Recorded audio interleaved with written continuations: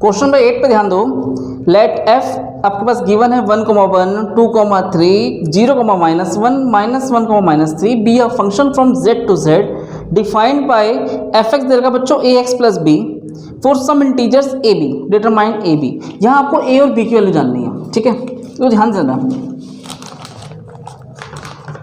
पहले तो लिखते हैं 1, 1, 2, 3, वेरी गुड। आगे बताओ 0, -1, -2, -1, -3 और आपके पास एक एफ एक्स क्या गिवन है function a x plus b, ठीक है, और लिखा भी है b of function from z to z. बच्चों ध्यान दो, अगर मैं ए की जगह पुट कर दूं ये वैल्यू तो क्या आएगा a मल्टीप्लाई 1 प्लस बी, ठीक है, तो मैं रिजल्ट क्या आएगा मेरे पास 1। आप ये आपके लिए क्या है बच्चों, ये आपका डोमेन है, जो वैल्यू पुट कर रहे हो 1, 2, 0, -1, ठीक है ना, ये वैल्यू पुट करोगे तो क्या रिजल्ट आएगा आपका 1, 2 रखोगे तो क्या रिजल्ट आएगा 3, 0 हो तो क्या आएगा और -1 होगा तो क्या आएगा -3। तो अगर मैंने x की जगह 1 रखा तो क्या रिजल्ट आया 1, तो यहाँ बन गया a plus b equal to कैसे। बच्चों ध्यान दो, ये कैसा फंक्शन है, ये देखो दे रखा है let f B the function from z to z defined by f x, ठीक है। यहाँ मेरे पास जो एफ एक्स क्या दिखाई दे रखा है, डिफाइन दे रखा है ए एक्स प्लस बी। यहाँ अगर आप x की जगह वैल्यू देखो ये पुट करते हो, इसकी इमेज कैसे बनेगी समझना ध्यान से। 1, 2, 0, -1 सपोज ऐसे लिख दिया मैंने 1, 3, -1 और ये 1 की इमेज 2 का, बात समझ रही है। 1 रखोगे तो क्या रिजल्ट आएगा 1, 2 रखोगे तो क्या रिजल्ट आएगा 3 और 2 कहाँ रखोगे x की जगह तो किसका रिजल्ट आएगा एफ एक्स का, ठीक है। एक बात और देखो, अगर मैं 2 पुट करूँ तो a multiply 2 plus b equal to क्या आ जाएगा बच्चों, वेरी गुड 3, ये रिजल्ट आएगा। तो हो गया 2a plus b equal to 3। दोनों क्वेश्चन सॉल्व कर लो, a plus b is equal to 1, 2a plus b is equal to 3, ये cancel, minus a is equal to -2, minus minus cancel, a is equal to कितना आ गया बच्चों 2 और 2 उठा के रख दो इस जगह, तो 2 plus b is equal to 1, b is equal to कितना आ जाएगा -1। अब बता मुश्किल था इजी था। क्वेश्चन नंबर 9 पे ध्यान दो बच्चों, तो क्वेश्चन 9 पढ़ो। Let r be the relation from n to n defined by r दे रखा है a, b such that a b belongs to n and b a is equal to b square, ठीक है। पहले बच्चों लिख लेते हैं, देखो 9 question r is equal to a, b such that a, b belongs to n and a is equal to b square. First part क्या कहता है बच्चों, are the following true, check करने का a belongs to r, a belongs to r. देखो check करते हैं, देखो मतलब समझना, अगर आपने रखा 1 इज इक्वल टू 1 का स्क्वायर, ये तो ट्रू है, ट्रू है तो आप कह रहे हो कि सर 1, बिलोंग्स टू आर, मतलब जो इधर नंबर वही नंबर इधर है, ठीक है ना। और a इज इक्वल टू क्या रखा बच्चों बी स्क्वायर। लेकिन अगर मैं 2 से चेक करूं 2 इज इक्वल टू 4, क्या ठीक कह रहे हो, 2 डज नॉट इक्वल 4, तो यहाँ पे क्या आ गया बच्चों फॉल्स हो गया। तो मैं कह सकता हूं कि सभी नंबरों के लिए नहीं है, केवल किसके लिए 1, 1 के लिए। तो देयरफॉर स्टेटमेंट कैसे हो जाएगी बच्चों, तो यहाँ पे लिखा हुआ है for all a belongs to n false, ठीक है। कैसा रिजल्ट आ गया ये फॉल्स। सेकंड पे भी ध्यान दो, ये एग्जाम, हाँ ये एग्जाम्पल के थ्रू ही हो पाएगा बच्चों, समझना ध्यान से। फिर कहता है implies b, a belongs to r। इस बार r की बात कर रहा है। फॉर एग्जाम्पल ध्यान दो बच्चों, देखो मैंने लिखा a की जगह मान लो लिखा 4 और b की जगह लिखा 2 का स्क्वायर, क्योंकि देखो a इज इक्वल टू क्या दे रखा है b स्क्वायर। तो अब क्या कहोगे कि सर 4 इज इक्वल टू 4, ये तो ट्रू यहाँ पे सही है, यस। तो आप क्या कह रहे हो 4,2 बिलोंग्स टू आर। लेकिन अगर मैं पलट दूँ मतलब अब 2 पहले कर दूँ और 4 बाद में कर दूँ, क्या ये ठीक आएगा? चेक कर लो। देखो 4 और 2 के लिए तो मैं ठीक हूँ, 4,2 के लिए तो मैं ठीक जा रहा हूँ, लेकिन जब 2,4 के लिए जाता हूँ तो ये क्या आ जाता है 4 रॉन्ग, है ना, 9 आ जाता है। तो क्या बोलोगे sir A, B belongs to the R but B, A does not belongs to R, मिलेगा ही नहीं, फॉल्स हो गया। ये भी क्या मिल गया, ये भी फॉल्स हो गया। तो एग्जांपल देके खेल आपको फील करना है कि ट्रू है या वो फॉल्स है। कोई डाउट बेटा? दोबारा देख लो, मैंने तो पहले क्या लिखा 4 यहाँ लिखा, 2 यहाँ लिखा, तो बात बन गई। लेकिन जैसे ही मैंने चेंज किया तो बात नहीं बनी। थर्ड पार्ट पे आ जाओ, ए बी बी सी और ए सी। ए बी फिर कहता है बी सी, तो कह रहा है भैया ए सी भी होगा, चेक करने के लिए कह रहा है भैया चेक करो। देखो बच्चों मान लो 2 और 2 4 क्या मिलेगा 4 और 2, ठीक है ना, 4 इक्वल टू 4 क्या गया ये, मतलब आप क्या कह रहे हो 4,2 के लिए तो मिल गया। B, C 2, देखो बेटा B यहाँ पर क्या है 2, B, C, तो B की जगह आपने क्या लिखा B और C की जगह स्क्वायर लगा देंगे तो मान लो √2 का स्क्वायर, तब भी ठीक है, बन रही बात। तो C के पास स्क्वायर अब क्या कहोगे कि सर 2, √2 बिलोंग्स टू R, तो A B भी बिलोंग कर रहा है, B C भी कर रहा है, लेकिन अब मुझे किसके लिए चेक करना है A और C के लिए। ध्यान से समझना 4 इज इक्वल टू √2 का स्क्वायर, क्या सही आएगा? गलत आ रहा है, तो ये भी क्या आ गया बच्चों फॉल्स। कोई डाउट मन में यहाँ तक? क्वेश्चन नंबर 8 और 9 में कोई डाउट? देखो 8 तो बहुत इजी था और 9 इससे भी ज़्यादा इजी था, बस में फील करना था कि कहाँ पर हम ट्रू हैं कहाँ पर हम फॉल्स हैं। एग्जाम्पल के थ्रू हमने जज करना था, इसे नोट करो। क्वेश्चन नंबर 10 पे ध्यान दो बच्चों, आपके पास लिखा है लेट ए गिवन है, बी गिवन है, एफ दे रखा है, आर द फॉलोइंग ट्रू। पहले मैं लिख देता हूँ 1 2 3 एंड 4, बी क्या दे रखा है 1 5 9 11 15 और 16, 1,5 2,9 3,1 4,5 और 2,11। कहता बताओ बच्चों पहला पार्ट कि f is a relation from A to B। तो जो था मैंने लिख दिया f is a relation from A to B।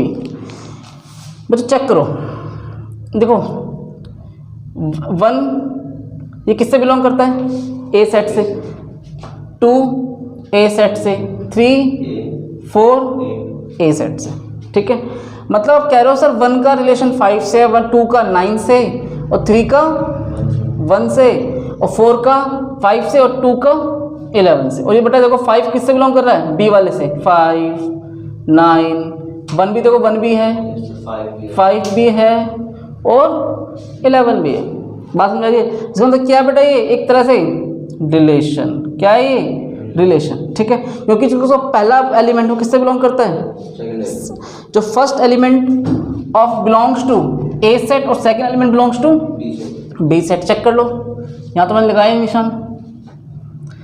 अब एक बात बताओ, क्या सेकंड पार्ट कहता है फंक्शन है, एफ इज फंक्शन। अब आपने कहा कि सर नहीं, अब मैं जानना चाहता हूँ बेटा ऐसा क्यों बोला आपने। देखो समझना, समझो 1 2 3 4 ए सेट, बी के पास जाओ 1 5 9 11 15 और 16। 1 की इमेज किससे बन रही है 5 से बेटा, 2 की इमेज 9 से बन रही है, और एक बार लास्ट में जाकर देखो 2 की 11 से बन रही है। एक ही एलिमेंट की क्या 2 इमेज बन सकती है? नहीं ना। इसका मतलब क्या हो गया ये फॉल्स। कैसा हो जाएगा ये फॉल्स। ये फंक्शन नहीं है, क्योंकि यहाँ पर 2 की इमेज किससे बन रही है 9 से बन रही है और 2 की इमेज 11 से। आपको मैंने बच्चों याद होगा फंक्शन वाइज डेफिनेशन में लिखवाया था कि जब दो ऑर्डर पेयर का फर्स्ट एलिमेंट कभी सेम नहीं होना चाहिए। क्या था मैंने, दो ऑर्डर पेयर में फर्स्ट एलिमेंट कभी सेम नहीं होना चाहिए। लेकिन अगर यहाँ सेम हो गया तो ये बनाने की भी जरूरत नहीं है, आप डायरेक्ट लिख दोगे कि सर यह फंक्शन नहीं है, यह फंक्शन नहीं है। समझ में आ गया? क्योंकि दो ऑर्डर पेयर में पहला एलिमेंट कैसा आ गया, सेम। एक वैल्यू रखने पे दो आंसर आ सकते हैं क्या, नहीं, इसलिए इसे क्या बोलेंगे, फंक्शन नहीं है। बहुत इजी क्वेश्चन था, समझने का खेल था बच्चों। क्वेश्चन नंबर 11 की हम बात करें तो क्या कहता है, let f B the subset of z cross z defined by f दे रखा है a b comma a plus b such that a। सिर्फ इतना ही है बच्चों, एक सेकेंड गड़बड़ होगी ना। A b comma a plus b such that a b belongs to z। और z का मतलब क्या है यहाँ पर, ये z क्या होते हैं, इंटीजर्स। ठीक, क्या होते हैं, इंटीजर्स। फिर कहता है if is f a function from z to z justify your answer. देखते हैं, अगर मान लो मैं रखूं 1, 2, 1 मल्टीप्लाई 2, ठीक है, तो बेटा 1 प्लस 2 ये लिखना पड़ेगा। क्या आंसर आएगा, 2, 3। एक तो ये जवाब आया। तो is f is a function from z to z, function की बात कर रहा है। एक और नंबर होता, हाँ जी 3। कैसे, आपने क्या रखा, 1 मल्टीप्लाई क्या रखोगे, 3, तो 1 प्लस 3 क्या बनेगा, 3, 4। ठीक है। 2 की इमेज किससे बन गई है, देखो 2 की इमेज 3 से ही बन रही है, 3 की इमेज 4 से बन रही है, कई सारे बनती जाएंगे ऐसे भी। तो ध्यान दो बच्चों, तो यहाँ तो समझ में आ गया आपको, सर आपने 2, 1 रखा, b की जगह 2 रखा, तो ये सिचुएशन बनी है। अब एक बात बताओ, मैं एक ऐसा एग्जाम्पल लेने वाला हूँ, समझना। If a is equal to 1 और b इज इक्वल टू 8, तो अगर मैं ऐसे एग्जाम्पल लेता रहूँ ना बहुत सारे, तो आपको फील होगा कि सर ये तो फंक्शन है।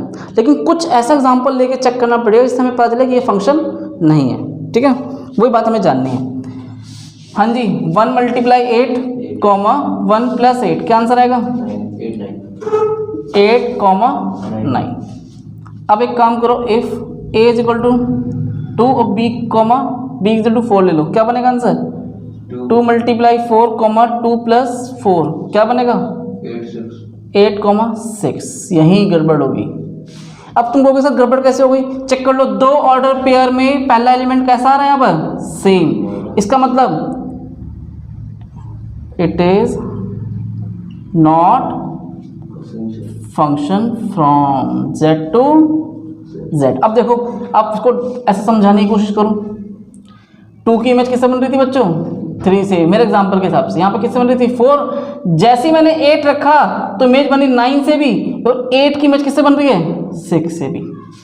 बात गड़बड़ होगी ना, एक ही एलिमेंट रखने पे 2 इमेज बन रही है, बस यही खेल खत्म। इसे क्या बोलेंगे, it is not a function, ये फंक्शन नहीं हो सकता है। तो समझाने के लिए आप कुछ भी लिख दो, बट आपको ये समझाना पड़ेगा कि फंक्शन नहीं है। तो मैंने आपको वही एग्जांपल देने की कोशिश करी, मैं जिससे चेक कर सकूँ कि भाई क्या कभी ऐसी बात बन पा रही है कि जब फंक्शन नहीं होना चाहिए। मैंने एग्जांपल क्या दिया बच्चों, 1, 8 फिर 2, 4। इसे नोट करो, फिर देखते हैं लास्ट क्वेश्चन। क्वेश्चन नंबर 12 पे आ जाओ बच्चों। लेट ए दे रखा है 9, 10, 11, 12, 13। लिख लेते हैं पहले, 9, 10, 11, 12, 13। कहता है f such that a to n, ठीक है, be defined by fn।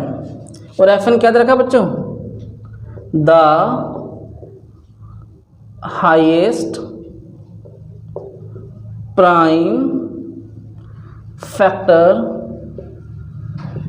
Of n। जो मेरे पास fn है वो क्या गिवन है, highest prime factor of n। Find the range of f। मुझे क्या निकालना है, इसका रेंज निकालना है। देखो एक बात बताओ, f क्या दे रखा है बेटा, a बिलोंग्स टू n, ठीक है। पहले मुझे a की जगह क्या लिखेंगे, यहाँ पर n की जगह लिख देंगे 9, क्योंकि a किससे बिलोंग करता है, n से, ठीक है ना। तो पहले देखते हैं 9 का प्राइम फैक्टर बनाओ, क्या बनेगा, 3। तो हाईएस्ट नंबर क्या बेटा इसका, हाईएस्ट प्राइम फैक्टर 3 आएगा। अगर मैं बात करूँ 10 पे, क्या बनेगा आंसर, हाईएस्ट वाला बताओ बेटा 5, वेरी गुड। बात करेंगे 11 पे तो क्या आएगा, इसका 11 आएगा, वेरी गुड। 12 बताओ कैसे 6 आ जाएगा, चेक करेंगे, 2 6 जा 12, 2 से करेंगे बेटा हाईएस्ट वाला नंबर कौन सा इसमें, हाईएस्ट प्राइम नंबर, ठीक है 3। 13 पे करेंगे तो क्या आएगा, 13 आएगा। अब आपका रेंज देखो, ये नंबर आपने रखा, जो वैल्यू पुट करी उसका जो रिजल्ट आता है वो मान लिया क्या कहलाता है, ये रेंज है। तो बच्चों का रेंज क्या बनेगा, चेक करो, 3 5 11। देखो 3 तो ऑलरेडी लिख चुके हैं, एक बार लिखेंगे, फिर क्या लिखेंगे लास्ट में 13। कोई डाउट मन में, तो लास्ट क्वेश्चन था इस मिसलेनियस एक्सरसाइज का, मन में कोई डाउट हो तो बताओ, नहीं है इसे नोट करो।